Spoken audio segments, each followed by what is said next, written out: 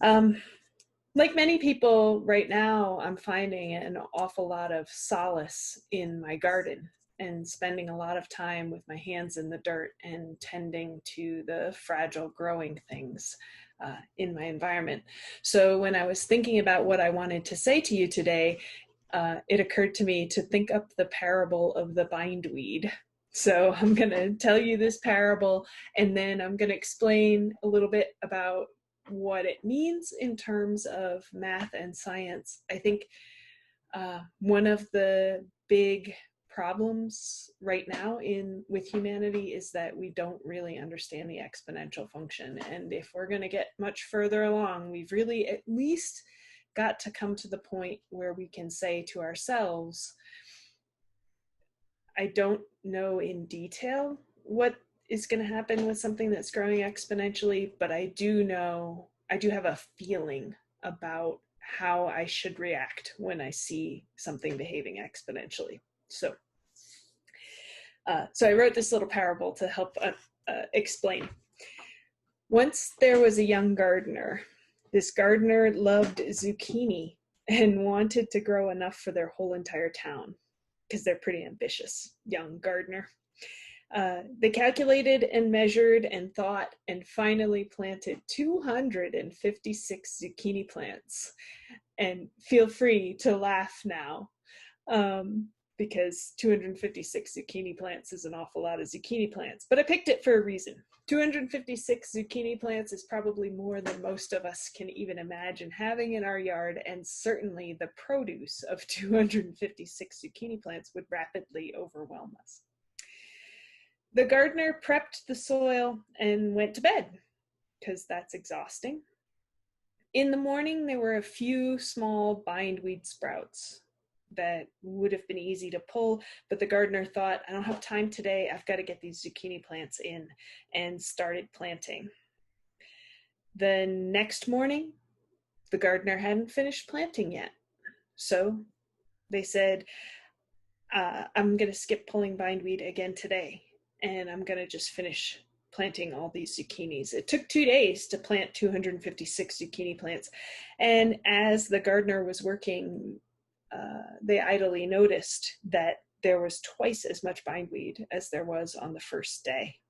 2 of the baby plants had bindweed twined up into their leaves and already starting to grow. The next day, 4 of the plants had bindweed. But out of 256 plants, that didn't seem like very many, and the gardener decided to pay attention to the tomatoes and get the tomatoes in over the next 3 days.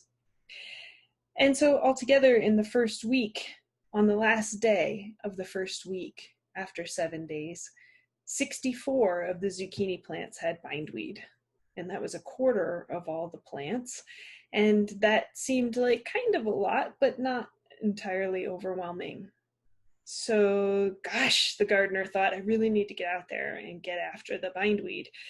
But tomorrow is Memorial Day, so I'll take Memorial Day and I'll go to a picnic, and then the next day I'll get after the bindweed. On Tuesday, the gardener stood at the garden gate and wept. And the gardener wept because every single zucchini plant was draped in bindweed. Every plant was strangling, and every plant was struggling. And it was too much damage to be fixed, because 256 zucchini plants is a lot of zucchini plants, and clearing out bindweed from every single plant is an awful lot to do. So that year, the gardener had no delicious zucchini bread, no amazing Korean zucchini pancake, and no zucchini to donate to the food bank and share with friends and family. And no zucchini to leave in other people's cars at church. I understand this is a thing that happens at church. So what happened to our poor gardener? What happened?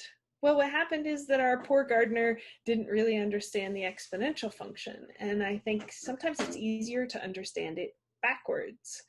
So on the 9th day, every plant in the gardener's garden was overrun. On what day were only half the plants overrun?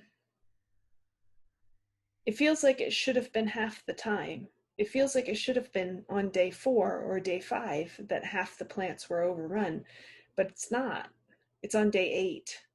It's the day before they're all done that half of them are done. And on what day were only a quarter of them overrun, it feels like it should be a quarter of 9. It should be like the second day or the third day, but it's not. It's the 7th day. It's the day before the day they're overrun.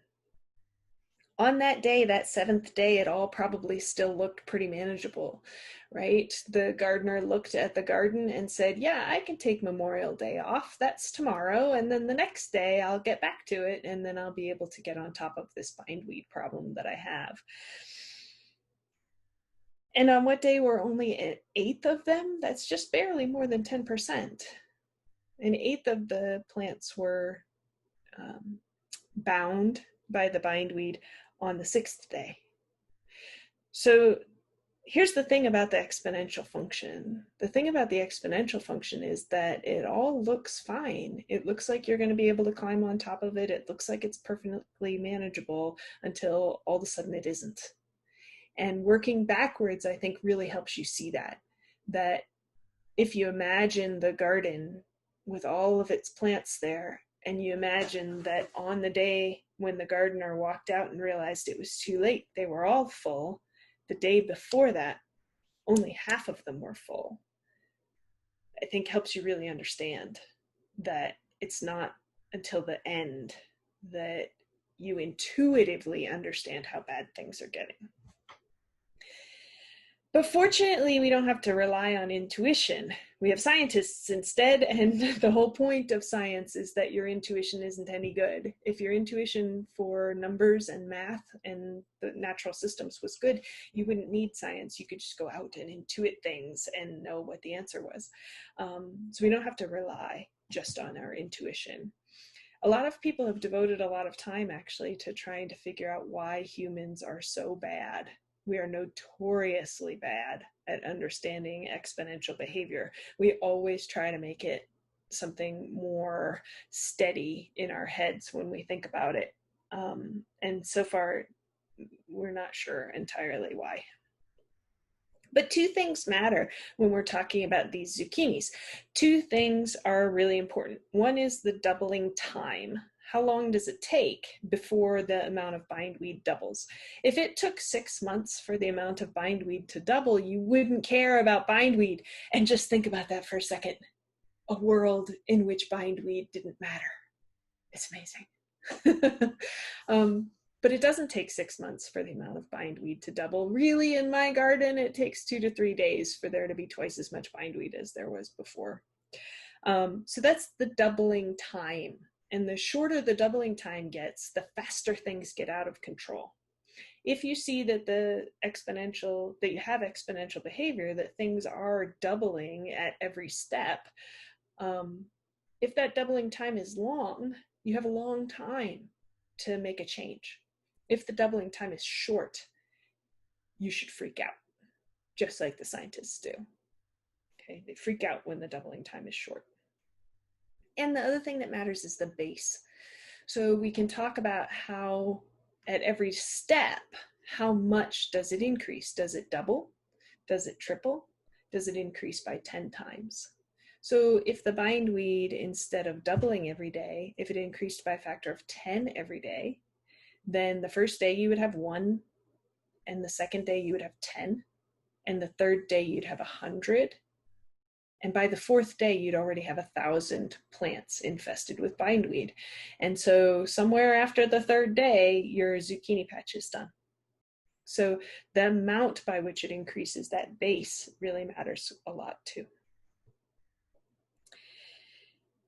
So scientists look at every system in the world. We are endlessly curious toddlers, and we're just always going around trying to figure out what's happening with all the things, and we always want to know the answers to all the things.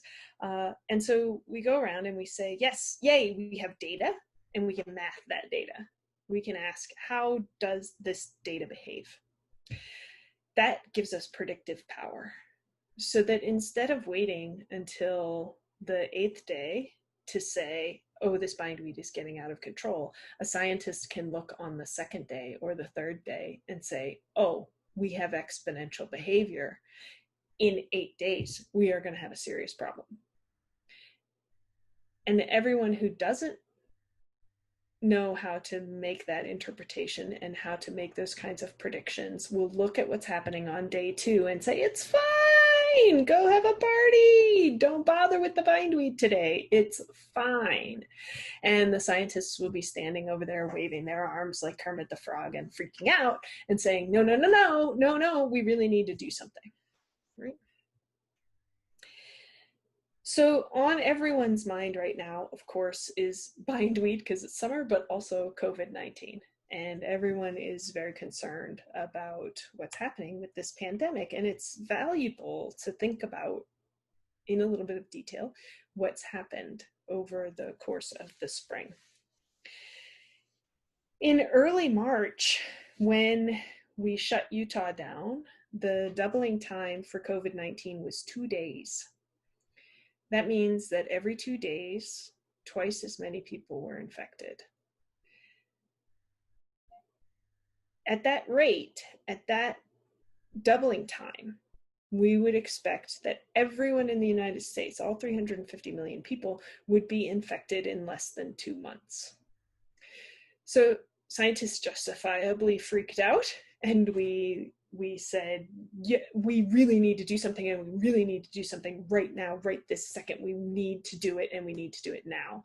The hospitals are going to be overwhelmed, and our medical professionals will not be able to keep up, and that's going to be a disaster. A lot of people will die who don't have to die just because they can't get into the hospital and get help. So that 2 months now in retrospect looks patently ridiculous, right? In 2 months, we did not have everyone in the United States having COVID-19. And that's, of course, because we did something. We changed the human behavior, and we said, look, we need to change human behavior. We need to shut everything down, and we need to have everybody staying home, right? And interacting less, and lots of things got canceled. And we were just talking before the service about teenagers and all the things that teenagers have missed out on this spring because we changed human behavior in order to get a handle on this. And I feel compelled to point out that at that time, scientists said, if we do this right, it's going to look like we overreacted. If we do it right, we're going to bend the curve, we're going to slow things down. Some people are going to say all of that was unnecessary, and you overreacted, and your terrible predictions never came true. And scientists have to just be okay with that. We all just need, and everybody who worked on it actually needs to just be okay with that. They need to be like, yep, it sure looks like that. I get it. I get it that it looks like that. But if we hadn't done that, we would have had all these other much larger problems. So, for example, if the gardener gets out there on day 3 and aggressively pulls bindweed, someone else might come along and say, oh, you didn't have to work that hard, right? But we all know, if we have gardens, that you have to stay on top of the bindweed, and you have to stay on top of it every day. That's just the way it is. So people have decided at this point, in June, we started to see, actually right around Memorial Day, we started to see people saying, oh, scientists overreacted, we're going to change our behavior again. And we're going to go out and do what humans do, and we're going to gather in groups, and we're going to be social, and we're going to have excitement, and we're going to have picnics and parties and gatherings and church services and all of the things that are important to people. So as of July 1, the doubling time had fallen to 36 days on the 1st of, I beg your pardon, on June 9th. So early June, the doubling time had risen to 66 days. bigger is better. A bigger doubling time means that the growth is happening more slowly. So we went from 2 days in March to 66 days in June, and that was an incredible, incredible success. But then we changed human behavior again. And as of July 1st, which was the most recent data that I have, the doubling time had fallen again to 36 days, and it was showing no sign of turning around again. That's really bad. What that means is that we're now in a period of what's called super exponential growth, because the doubling time is shortening. So basically what you're saying is that on day one, you double the amount of bindweed that you have, and on day two, you triple the amount. And on day three, you multiply by 4, and then you multiply by 5, and then you multiply by 6. So the step that you're taking gets bigger and bigger every time. That means that you very quickly come to the point of overwhelm. It's even faster than exponential growth. So it's really, really bad.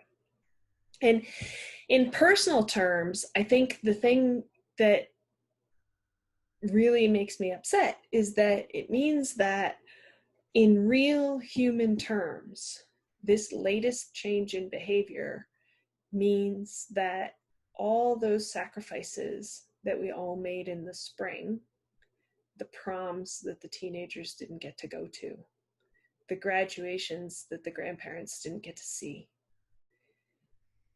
the schooling that got missed, the businesses that closed, all of those sacrifices are being erased and being made for naught. We did that for nothing because we changed behavior again late.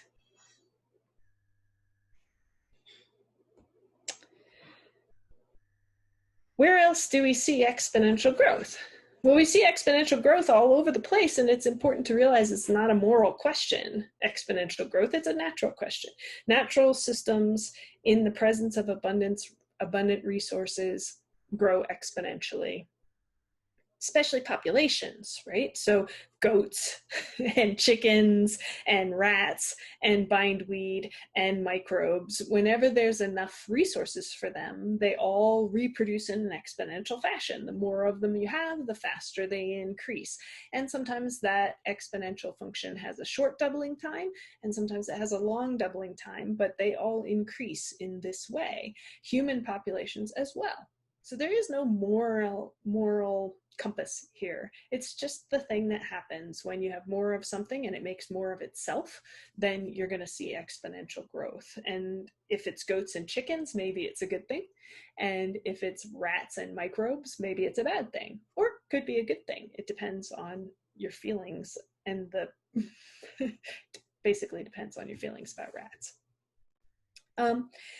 So human populations also grow exponentially and have been for a while because we've had abundant resources, and we've been able to especially have abundant resources in energy.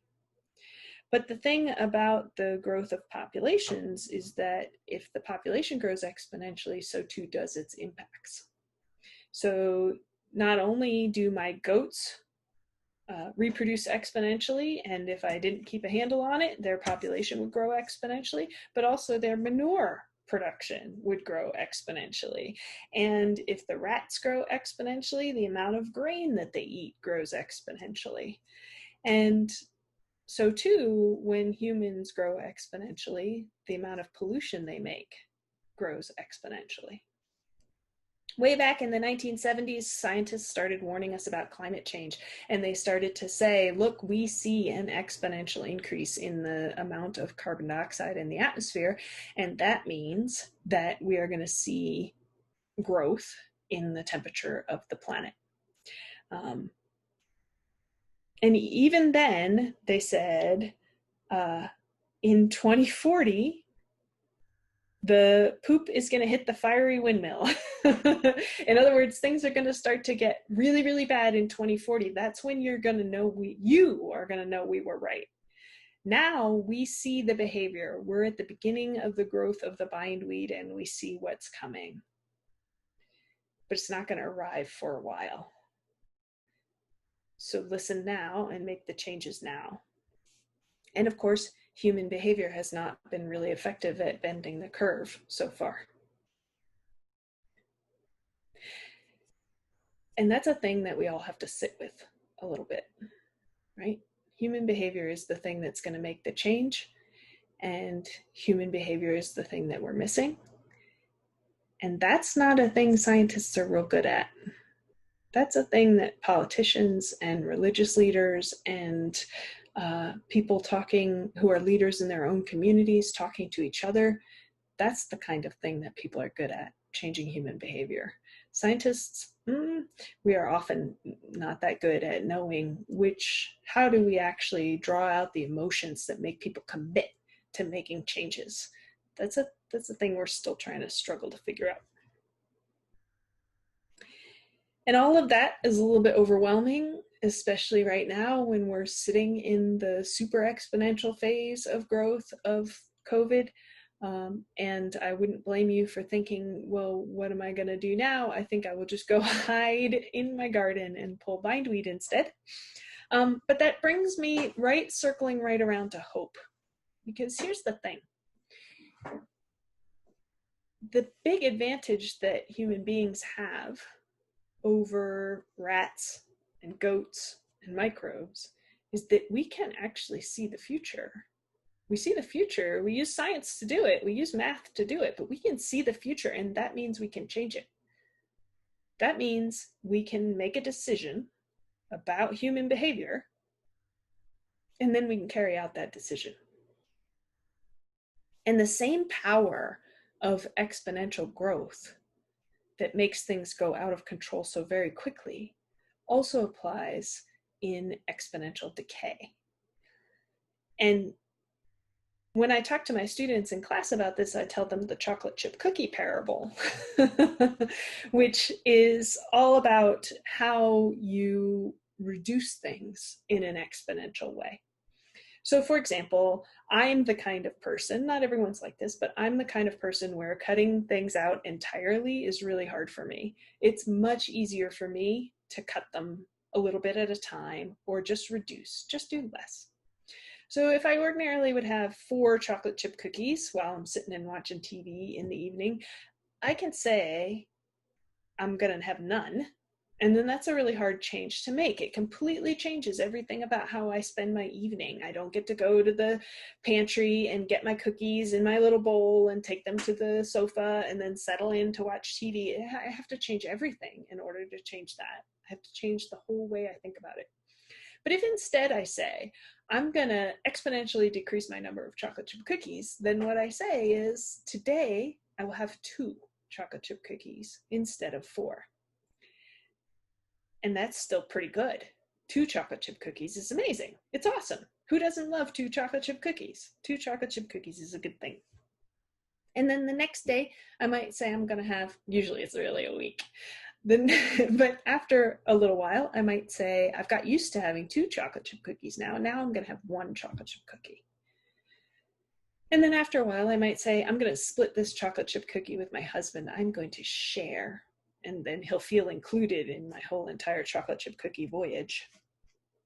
But my point of this parable is that when you start to think about how do you bend the curve over, how do you make a change, how do you take the climate change problem or the COVID problem and solve it, you can say to yourself, well, we've got to drive that to 0, and that's overwhelming. But you could also say, we're going to take advantage of exponential decay, and we're going to reduce it by half. And then we're going to reduce it by half again, and then we're going to reduce it by half again. The hardest step is also the one in which you make the biggest change. It's the first step. The first step's always the hardest one, but it's also the one where you make the biggest improvement in what's going on. And every step after that will be easier because you're just going by half every time. And it gets a smaller and smaller step as you go forward and you reduce the problem that you have. Making personal change for a better world is hard, but it's not nearly as hard as making systemic change. And we are definitely at the point where we need systemic change, and we need systemic change not just for COVID, but we also need systemic change for climate change. This is, every scientist I know will tell you that what's happening right now is prologue to what will happen if we do nothing about climate change. That this is rehearsal and not even dress rehearsal for the changes that are coming. So it's a really good thing to get started now, and the sooner you get started, the less you actually have to do.